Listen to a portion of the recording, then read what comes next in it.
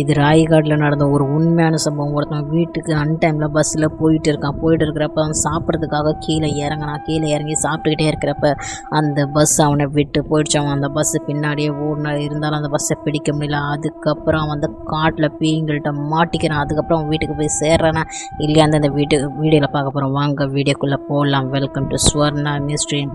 ராய்கட்டில் ஒருத்தவன் வந்து வீட்டுக்கு போகிறதுக்காக பஸ்ஸில் ஏறி போயிட்டுருக்கான். அந்த பஸ் நார்மலாக தான் இருக்குது. அந்த பஸ்ஸில் வெறும் 4 பேர் தான் போயிட்டுருக்கப்போ அந்த பஸ் ஒரு தாபா கிட்ட நின்றுச்சு. அந்த தாபா கிட்ட நின்னோடனே பசி எடுக்குதுன்னு கீழே இறங்கி போய் சாப்பிட்றதுக்கு போகிறான். அவன்கிட்ட சொல்கிறான், எனக்கு பசி எடுக்குது, சாப்பாடு கொடுங்க. அதுக்கு அவன் அந்த கடைக்காரங்க சொல்கிறாங்க, இங்கே பஸ் நிற்கவே 5 நிமிஷம் தான் நிற்கும், போயிடணும். அதுக்கு அவன் சொல்கிறான், இல்லை நான் பார்த்துக்கிறேன், நீங்கள் சாப்பாடு கொடுங்கண்ணா அப்படின்னு சொன்ன உடனே சாப்பாடு கொடுக்குறாங்க. சாப்பிட்டுட்டு இருக்கான்.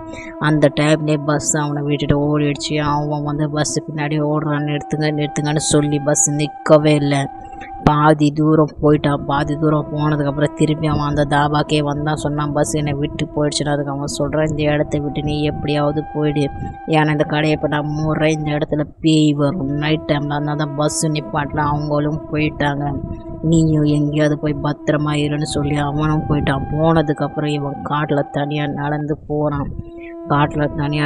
போகிறப்ப அவனுக்கு ஒரு சத்தம் கேட்க ஆரம்பிக்குது. அவன் அந்த பயத்தில் நிற்கிறப்ப ஒருத்தவன் அந்த மரத்துக்கிட்ட அதை எட்டி பார்த்தோன்னே அவன் சொன்னான், யார் அது, வெளியே வாங்க, என்னை பயமுறுத்தணும்னு நினைக்காதீங்க, ஏன்னா போலீஸ்க்கு ஃபோன் பண்ணிவிடுவானே.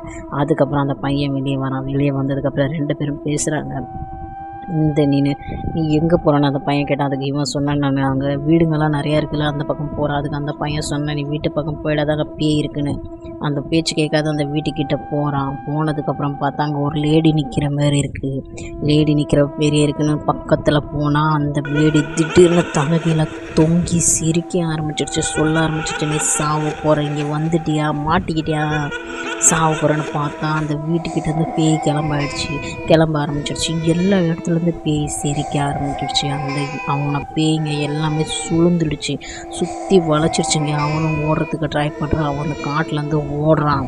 அதுக்கப்புறம் அந்த இடத்துலேருந்து அவன் தப்பிச்சானா இல்லையான்னு தெரிஞ்சுக்கணுன்னா Swarna mystery channel like and subscribe பண்ணுங்கள். ஃப்ரெண்ட்ஸ் அண்ட் ஃபேமிலிக்கு ஷேர் பண்ணுங்கன்ட்டு. That take care, bye.